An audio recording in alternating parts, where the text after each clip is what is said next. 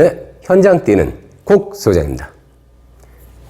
하락장에도 1가구 1주택은 서둘러 준비하세요. 무조건 서두르세요. 일단 이 내용에 대해서 설명을 좀 드릴 건데요. 본 내용은 2003년부터 2021년까지 전국의 아파트 매매가 추이를 분석한 자료를 바탕으로 하고요. 일전에 제가 블로그에 우린 왜 집을 사야 될까요? 하는 궁금증에 대한 대답을 블로그에 나름대로 해드렸는데 아무래도 분석과 설명이 좀 부족하다는 요청이 있어 다시 리뷰합니다.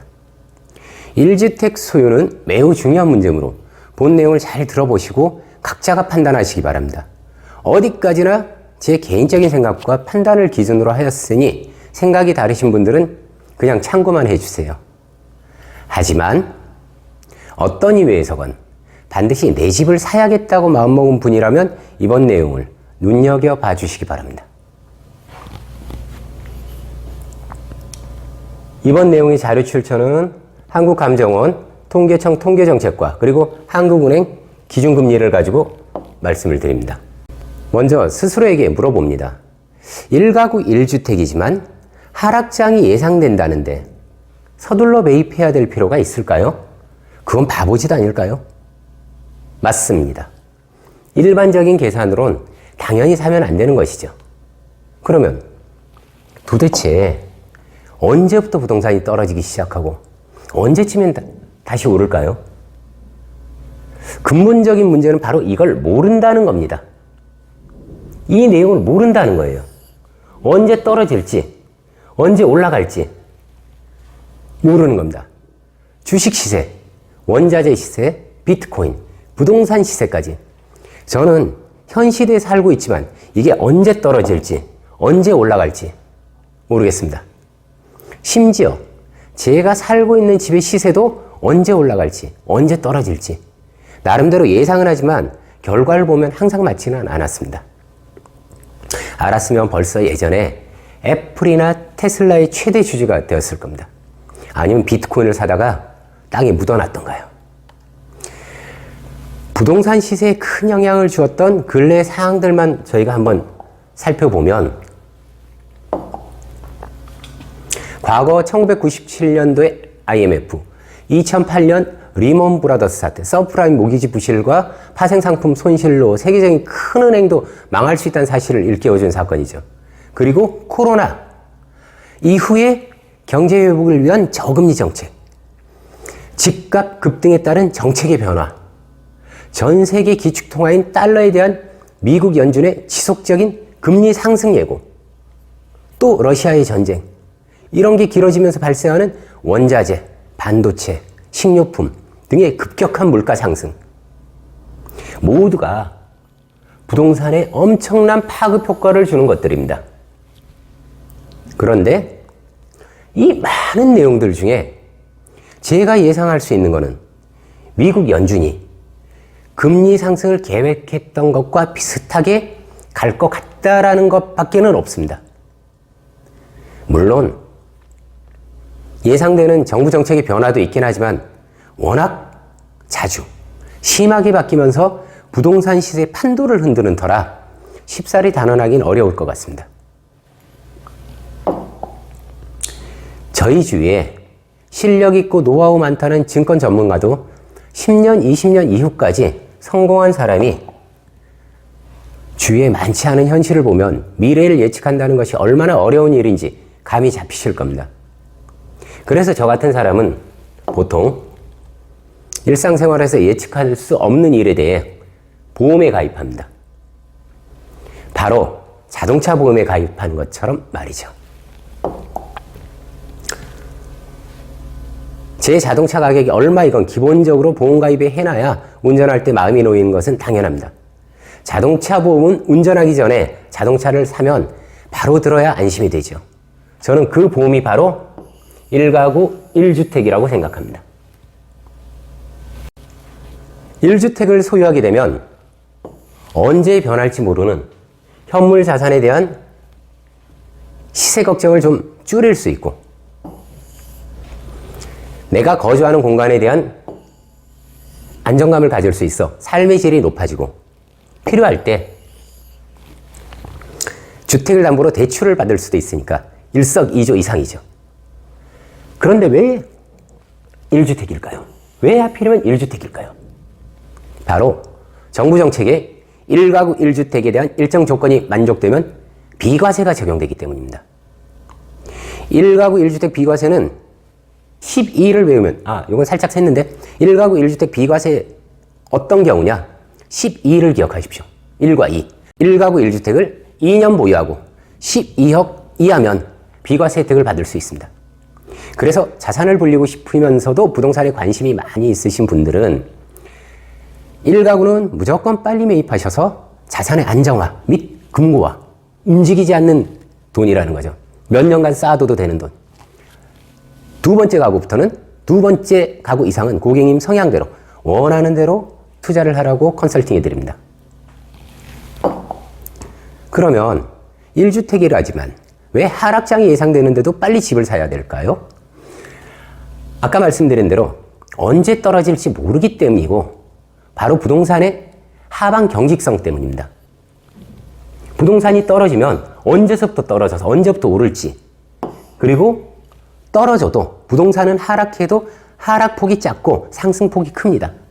하방 경직성이란 시세가 상승할 때는 큰 폭으로 상승하고 하락할 때 폭은 작은 것을 의미합니다. 하락장이 언제 시작될지 모르지만 하락이 진행될 때 무서워 진입을 못하고 관망하다가 그 시기를 놓쳐버리면 다시 상승을 해도 나는 이미 여기에 부동산 시장에 관심을 놓고 있는 거거든요. 이게 몇 년이 걸리는 일이니까. 하락이 몇 년, 상승이 몇 년이니까 하락되기 시작할 때 저는 부동산에 마음을 떴습니다. 마음이 떴고 정보도 떴습니다. 그래서 쳐다보지 않아요. 그러다가 이게 다시 상승이 됐을 때 모릅니다. 언론에서 알고 인터넷에서 알고 방송이 됐을 때 그때 돼서 다시 쳐다보게 되면 내가 이미 살 때가 늦은 거죠. 자, 여기서부터는 과거 자료 분석을 통해 어떻게 하는 게 좋을지 예측해 보겠습니다. 자료, 출처고요, 통계표. 네, 어디까지나 주택정책 수립의 기초자료로 활용하기 위한 자료입니다. 그래서 이 자료는 정확하죠. 아파트 매매가 추이인데 전국 그래프는 우상향입니다. 우상향으로 지속적인 상승을 했습니다. 자, 그러면 각 지역별로는 어떨까요? 이제 지역별로 비교를 해보겠습니다. 대표적인 서울과 부산. 노란 선이 부산입니다. 서울과 부산은 조금 다른 모습을 이렇게 보이고 있죠. 그래서 전국의 아파트는 평균가로 상승을 나타내고 있고, 서울이 아파트가 하락을 할 때 부산은 상승을 했다가 하락을 했지만 이 하락기가 굉장히 짧습니다. 이 그래프의 내용을 이렇게 요약할 수 있습니다. 가장 긴 하락기간, 전국, 서울, 경기, 부산 해서 5군데를, 6군데 데이터를 뽑아봤습니다. 가장 긴 하락기간은 10개월, 60개월, 20개월 이렇게 이제 표시가 되고요. 단기 고점 대비, 단기 고점이란 뭘 얘기하냐? 상승하다가 떨어지기 시작했으면 곧 떨어진 점, 단기 고점, 요 고점 대비 하락을 얘기하는 겁니다. 단기 고점 대비 하락폭이 전국은 3%고요. 서울은 11%, 경기도 13%, 부산 7%, 울산이 대도시 중에서 많이 떨어졌네요. 16%. 자, 그럼 반등폭을 한번 볼까요? 하락은 단기 고점 대비 3%가 빠졌는데 그 이후에 35%가 올랐습니다. 서울은 11% 빠졌는데 그 이후로 44%가 올랐고, 경기도 13%가 빠졌는데 58%, 부산 7% 빠졌는데 34%. 빠졌다가 다시 올라가는, 이 올라간 폭을 말씀드리는 겁니다. 그래서 최종가가 전국이 거의 비슷한 추세를 나타냈는데 2003년 11월 대비 192%가 올랐습니다. 서울이 199%, 경기, 부산, 울산, 제주에서 거의 200% 가까이 올랐습니다. 거의 동일한 흐름을 나타냅니다.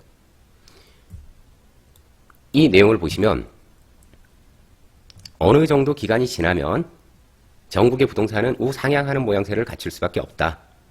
현재까지 데이터입니다. 앞으로는 어떻게 될지 예상을 못합니다. 현재까지 데이터, 20년, 과거 20년의 데이터를 분석해보니 부동산의 그래프는 우상향이다. 그리고 지역마다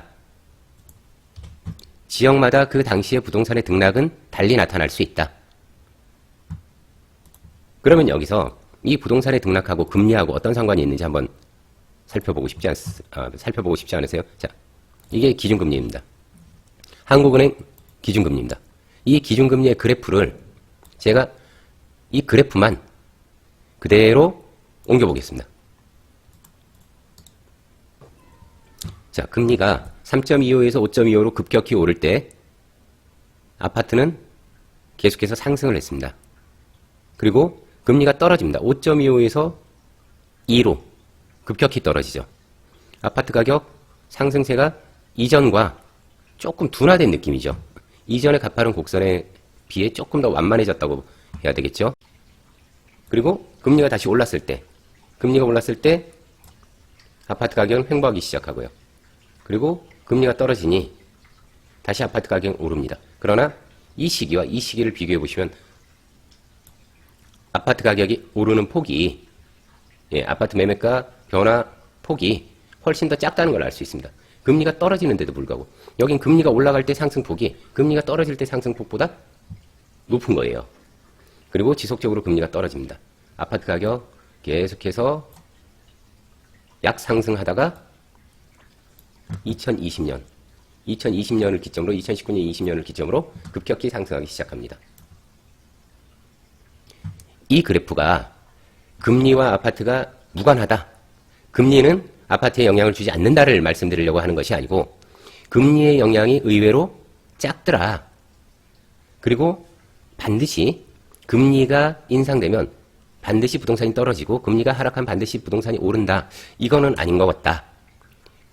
이거보다는 오히려 금리가 올라가면서 각종 대출 규제라든가 정부 정책이라든가 금리가 떨어질 때는 경기가 안 좋을 때니까 이럴 땐 적극적으로 또 대출도 느리고 뭐 이럴 수 있어요. 그러다 보니 시장 정책, 시장 상황에 따라 아파트 가격이 변화하는 것이다 라는 것이죠. 금리와 무조건 동조되는 것은 아니다 라는 걸 알 수 있습니다. 그래서 앞으로 금리가 오를 것이다. 맞습니다. 그리고 대부분 지금 아파트가 고점을 찍었다고 생각해요. 너무 급격히 오른 거죠. 저도 이 내용에는 어느 정도 동조를 합니다. 그러나 우리 아파트가 떨어지면은 하락을 시작하면 이런 하락장이 될지 조금 더 깊은 하락장이 될지 그 하락장의 깊이와 길이가 짧을지 길지 이거를 모르는 거죠. 영등포, 구로구, 금천구 뭐 다른 구도 많겠습니다만 그냥 그래프를 한번 보려고 제가 샘플 한번 찍어본 거예요.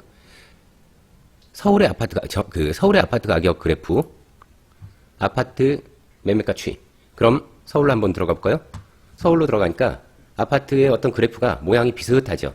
이건 2006년서부터입니다. 그래서 보시면 2006년 요 순간부터 그래프를 보시면 되는 거예요. 여기 순간부터 올라갔다가 떨어지고 다시 올라가고 여기 동일합니다. 그런데 한 가지 낙폭이 이게 달라요. 각 구마다 이 낙폭 최고점에서 최저점 이게 다르다는 거예요. 그리고 조금 더 개별 아파트로 들어가 보겠습니다. 06년서부터 2022년까지 개별 아파트가 보여주는 모습이 또 다릅니다. 이쪽은 서울이에요. 서울 지역. 자, 서울 지역에 동서문, 한신, 휴플러스라고 지속적인 상승을 나타냅니다. 잠시 잠깐 등락이 있었을 뿐 전체 흐름은 지속적으로 상승입니다. 그리고 그 그래프를 똑같이 쫓아갑니다. 자, 여기 금천구. 여기는 금천구인데 건영 일치합니다. 아파트 재개발, 무지개 아파트 같이 호재가 있었죠. 그래서 올라갔다 내려갔다 똑같이 했는데 이 등락의 폭이 조금씩 다른 거예요. 이 등락의 폭이. 네. 그리고 수원시 영통구. 여기는 거의 보합이에요. 보합을 유지하고 갑니다. 권성구도 거의 보합에서 약간 상승하는 단계고요. 밑으로 내려가서 한번 동일한 구에서 아파트를 추려봤습니다. 역시나 여기는 떨어졌는데 개발 호재가 있어서 그런지 여기는 계속 올랐습니다. 아래 아파트도 마찬가지입니다. 똑같은 구에 있으면서 이거는 강보합, 보합을 나타냈는데 여기 3.2차는 지속적으로 상승을 한 거죠. 자, 여기서 한 가지 제가 처음에 그래프하고 아파트 매매가 추이 이 그래프하고 금리 데이터 비교해 드렸더니 금리와 아파트 매매가 추이가 반드시 일치하진 않더라 라는 것 하나, 그리고 두 번째 전국의 아파트 매매가 추이는 우상향이고 각 지역마다 서울이나 부산 아니면 울산 해서 각 지역에 나타나는 어떤 그래프의 성향이 다르더라. 여기 울산은 지속적으로 상승을 했던 곳입니다. 큰 폭의 하락이 한 번 있었는데 이게 16% 하락을 했습니다. 그리고 다시 상승을 한 거고요. 1가구 1주택 비과세 혜택을 받을 수 있으니 너무 큰 두려움을 갖지 마시고 개발 호재가 있어서 향후 상승이 예상되는 곳, 그리고 하락장에서도 하락을 견고히 받쳐줄 수 있는 개발 호재가 끊임없이 이어지는 곳, 이런 곳을 찾아서 1가구 1주택 투자를 하시면 좋을 것 같다라는 생각을 전해드리는 것이고, 또 하나는 가격이 떨어져도 아까 저희가 이제 금액에서 봤듯이 가격이 떨어져도 하락 폭이 작으니 차라리 경매라든가 금매 아니면 기타 싸게 살 수 있는 방법 청약, 그렇게 해서 아파트를 매입한다 그러면 아마 이 손실분은 걱정을 안 하셔도 될 수준이 될 것 같습니다. 1주택을 마련하는 방법은 여러 가지가 있을 겁니다. 경매도 있고 금매도 있고, 그리고 정부 정책에 따라서 하는 청약도 있고, 특별공급 같은 경우 많은 혜택을 주는 것이니 첫 주택 마련할 때 잘 살펴보시기 바랍니다. 비록 지금이 고점이라는 인식이 많지만 고점이라 하더라도 하락의 폭이 언제 시작되고 얼마나 깊을지 모르니 1주택 마련하는데 결코 관심을 잃으시면 안 됩니다. 1주택은 제 기본 베이스입니다. 그래서 항상 부동산 시장에 관심을 가지시고 최소한의 안전자산을 마련하실 수 있을 그때까지 필요한 일 있으시면 꼭 소장에게 연락 주시기 바랍니다. 감사합니다.